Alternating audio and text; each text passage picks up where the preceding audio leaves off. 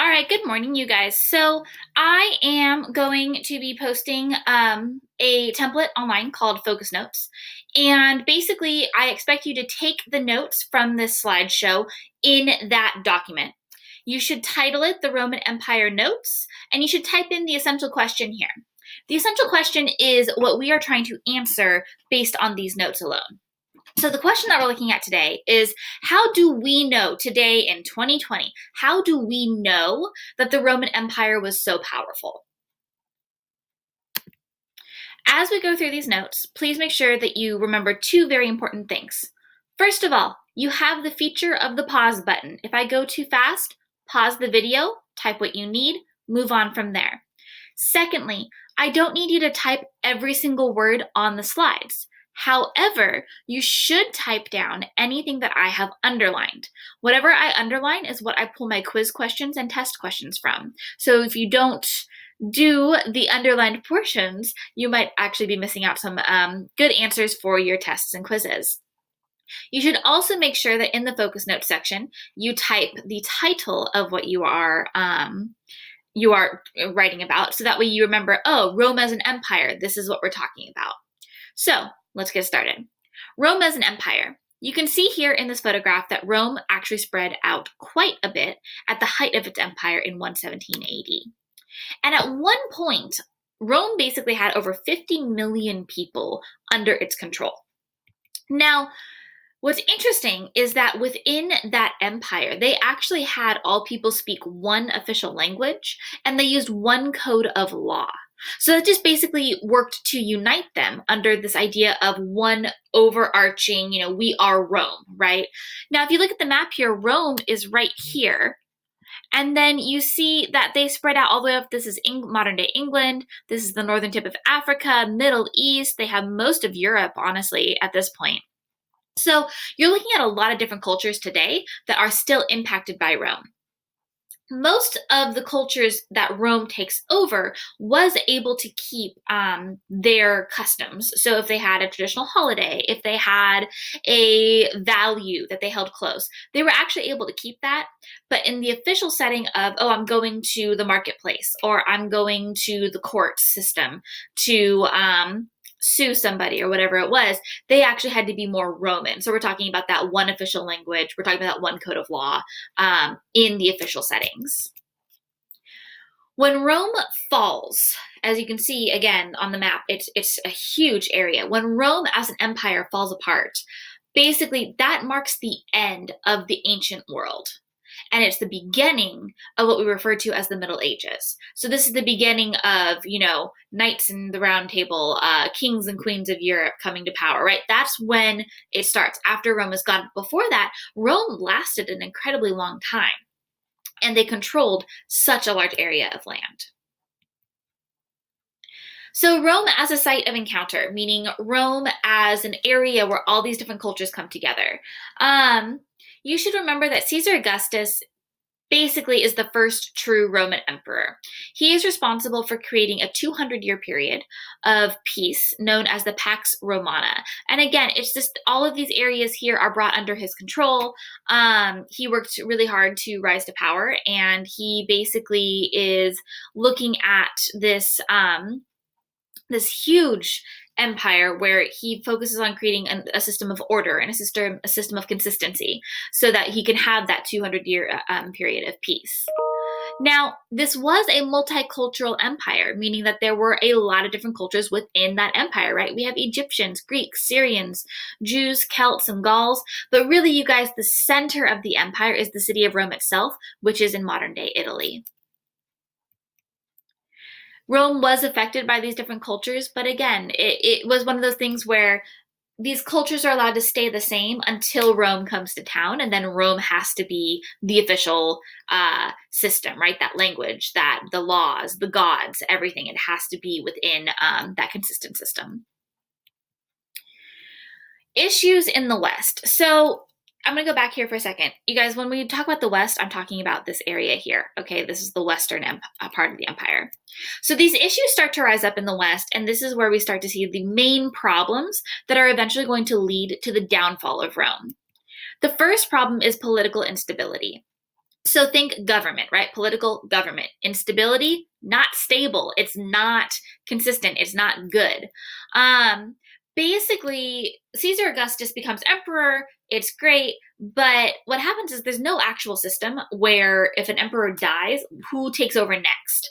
Um, a lot of times, you guys, if the emperor had somebody, he's like, hey, I like this dude. He names that guy as the emperor, and then he dies. And then, well, the new dude is not actually allowed on the throne because somebody else is like, well, the old emperor is dead, and I don't like that guy. And so there's always this internal shuffling. There's a lot of assassination. There's a lot of violence. And so there's no clear system of government where if this is the person who rules, who is next in line? There is no way to figure that out. And so because of that, there's a lot of political instability. And so what ends up happening is that the new emperors are mainly chosen by the emperor's private army, which in some ways it's like, okay, cool, because it's not just going through the bloodline. Because let's face it, some people, if you don't have kids, then it falls apart. Or if you're a king or an emperor and your child is not as smart as you were, then there's the issues there, right? So basically what happens is the new emperors get chosen by the emperor's private army. And it works pretty horribly, actually, because the army is going to go with whoever has the most money and whoever has the most power, and then they get more powerful because they're the ones naming the emperor, right? So there's just no consistent system whatsoever. They often chose people who would reward them. They weren't looking for good leadership qualities. They weren't looking for anything that was going to be like, oh, this person will be great in government. It's what could they get at that time. So it all falls apart through that system of choosing an emperor. The second issue is economic and social problems. So economic and social problems, you guys, economic, money, social, people. All right, so we have money and people problems. Citizens are paying really high taxes in order to support the army. And on top of that, they're poor already. So if you're poor and you're being forced to pay high taxes, you have zero option. So the citizens and the people, they're getting really frustrated because they're like, we can't support this. We can't keep paying all this money and nothing, we don't have it.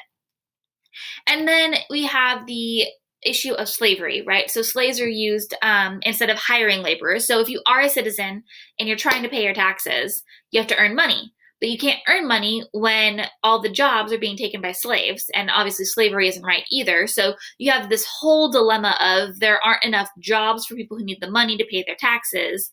There are slaves who are frustrated at being slaves, and so on.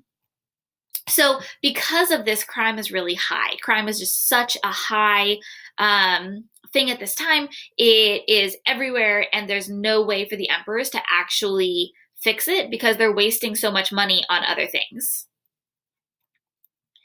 So the main problems continued on. Because of that money issue, because of the social issue, because of the emperor issue, we have a weakening frontier, meaning that the front lines of the Roman Empire are being weaker and weaker, and the enemies are able to attack a little bit more easily.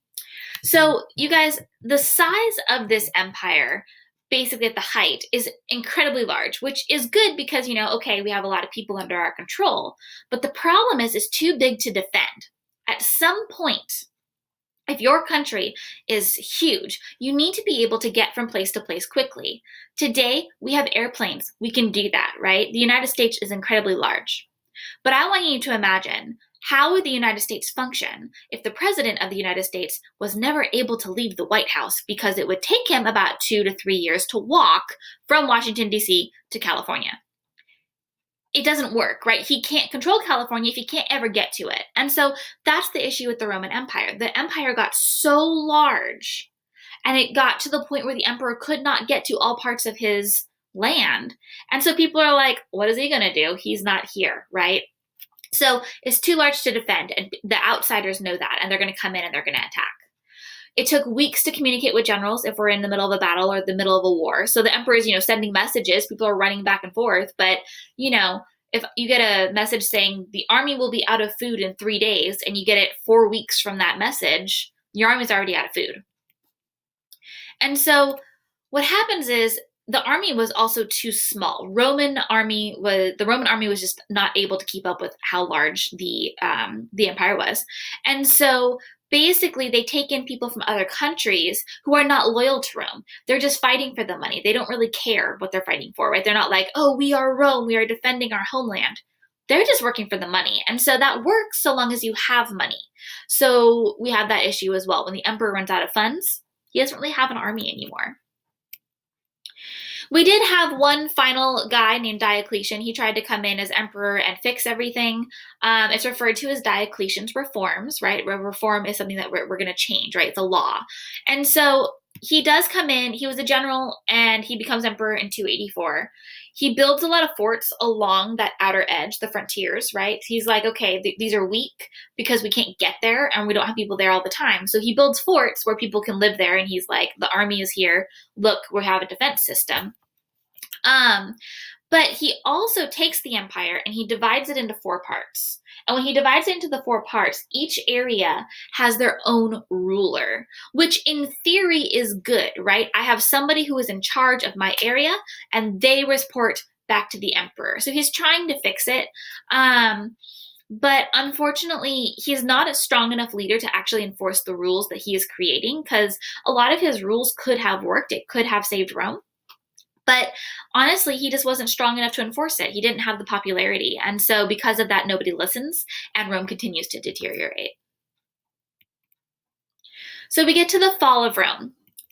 So Constantine is probably one of the most famous emperors, and he becomes emperor and attempts to reinforce those rules that Diocletian had developed. He's like, hey, this guy like actually thought this through. It could be good. And so he tries to reinforce those rules, but it gets a little iffy. So what he does is he moves the capital of Rome. You can see Rome here. He moves the capital of Rome to the Greek city of Byzantium. And this becomes known as Constantinople.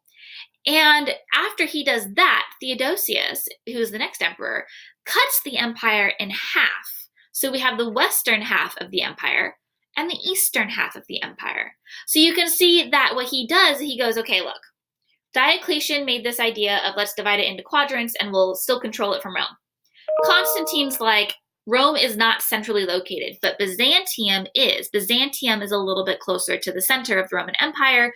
I can travel better from there. Theodosius looks at this and is like, guys, we cannot keep doing this. And so he cuts the empire in half. He has a Western Empire and an Eastern Empire. So Rome and Byzantium become the 2 capitals of each of the empires. And so he thinks that by dividing it in half, you can see that he's emperor over here. He has a co-emperor on the other side, and he tries to rule that way. But honestly, it just doesn't work. It's too little too late. And so the emperors become threatened by Germanic tribes. And in the year 410, tribes actually make it to the city of Rome in order to attack. A lot of people would argue that 410 is the fall of the Roman Empire. Like, that's it, because this tribe was able to get to Rome itself and attack. Honestly, you guys, they do get to Rome, they do get to attack, and they are successful in a lot of ways. But technically, the Roman Empire did not fall at 410. Instead, when I ask you, when did Rome fall? I want you to tell me 476. In 476, the last emperor in the western half of the Roman Empire is driven from the throne. He's kicked off, and the West officially dissolves into our separate kingdoms. So in 476, when Rome falls, that western half of Rome, we have the Middle Ages, we have Europe, we have people, we have countries like Spain, Germany, Portugal. We have all these different areas. They're going to start becoming kings and queens, and we're going to get into that, the system of feudalism and stuff like that. So basically, you guys, Rome lasts until 476, when the western half of the empire dissolves because their emperor is kicked off. Now notice I'm saying the western half. The eastern half still survived. The eastern half becomes known as the Byzantine Empire. And they're going to actually last another 1,000 years before falling. So the Byzantine Empire does not fall until about 476. The Western half falls in 476, but the Byzantine Empire doesn't fall till 1,000 years after 476, right? So they're going to fall in 1476 or the 1480s. So they last a lot longer. When I ask when Rome falls, I'm asking the Western half. When does the Western half of Rome fall? And that is in 476 AD. However, it is incredibly important to note that when Rome falls, that does not mean that Roman civilization is gone. In fact, we still live today with a lot of parts of Roman civilization. Their impact on history is almost incalculable. You cannot figure out how much they have impacted us because almost everything comes from that Roman system. So let's look at their art. We have the legacy of Roman art. Now, I'm not gonna lie, Rome basically ripped off Greek arts. So they were influenced by the Greeks, but it's basically the same. So Roman art was influenced by Greek arts. They were very good at making these lifelike busts and sculptures you can see here. They were very good at carving those sculptures out from the materials that they had. And the wealthy families within Rome decorated their houses with things like murals and mosaics and frescoes.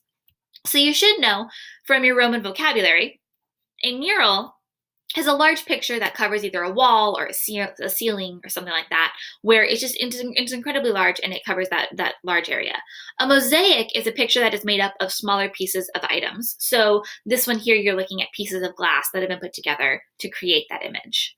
And then a fresco is that watercolor, right? It's a watercolor painting on that plaster background, so it looks kind of faded, even when it's fresh.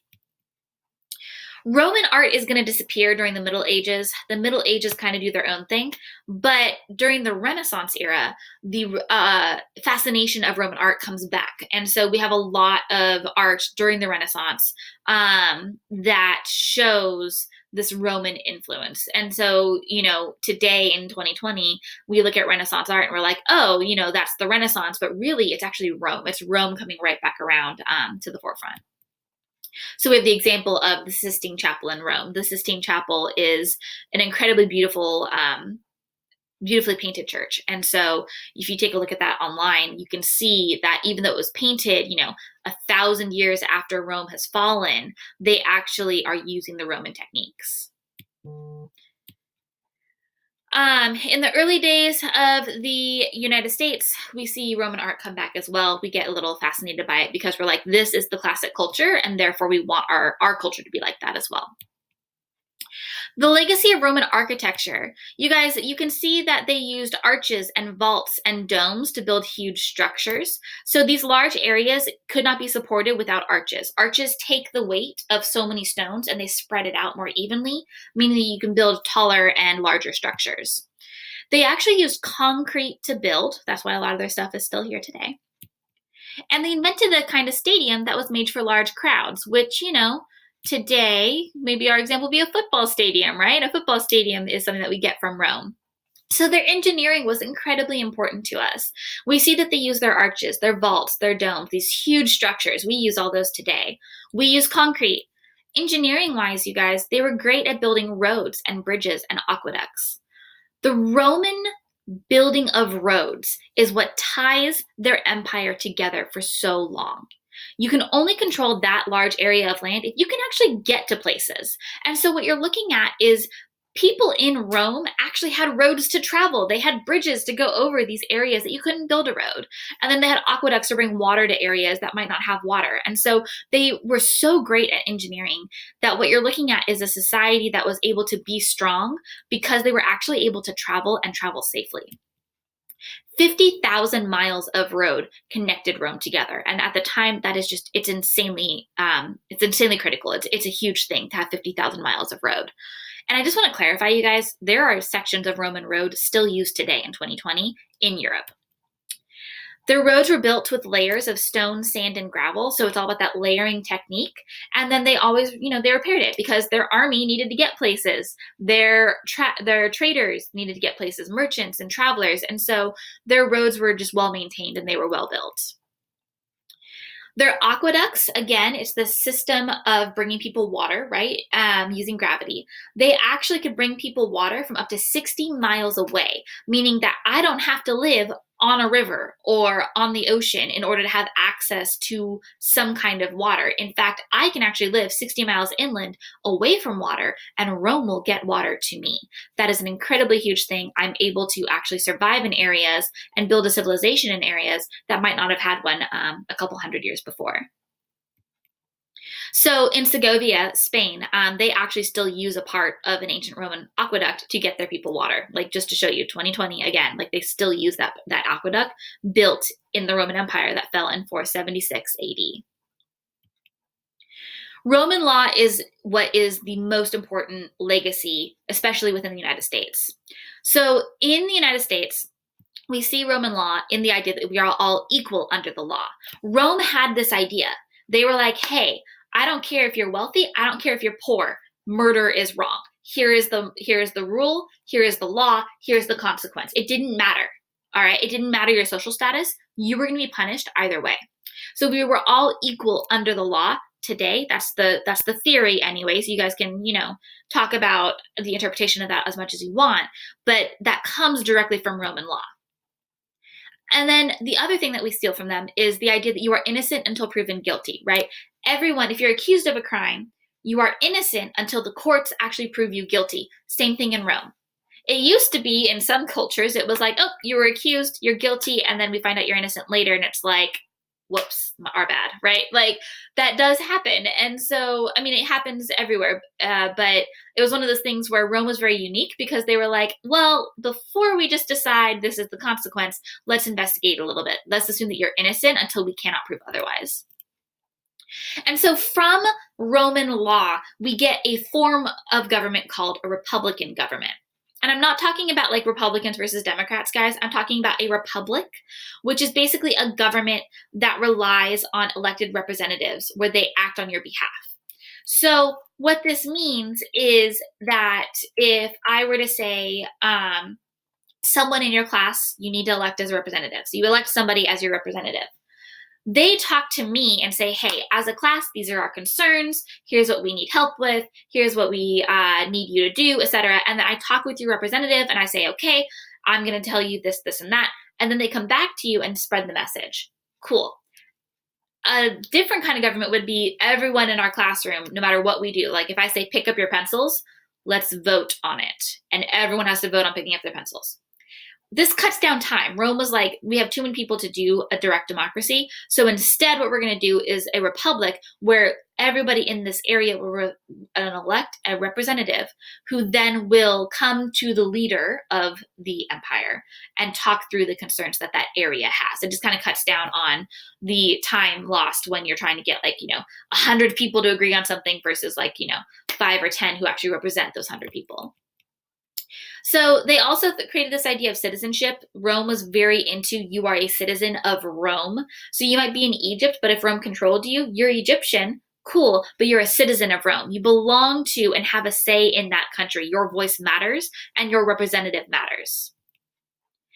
Rome basically taught us the very important lesson that a republic works best if all adult citizens are able to vote, they can participate in government, and they can help improve their economies, right? So as a citizen of Rome, I have the right to vote. I get my voice heard. I'm equal under that law. And so I get to participate in government no matter my status. And then because I'm participating in my government, I have that buy-in, right? I really care about my country, my government, my empire. And therefore, I will work hard to help improve that system, or I will help improve the economy. And so as a whole, Rome was like, if we get everyone involved, we can actually create an incredibly balanced system. Did it work 100%? No, obviously not. But the ideas were there, and that led us to the United States today. And so they had that legacy of basically giving us the country we're living in currently. I hope you enjoyed the quick lecture on Rome. Please make sure at the bottom of the focus notes that you write your summary. It should be 2 to 3 sentences long, and it should answer the question of how do we know that the Roman Empire was incredibly powerful?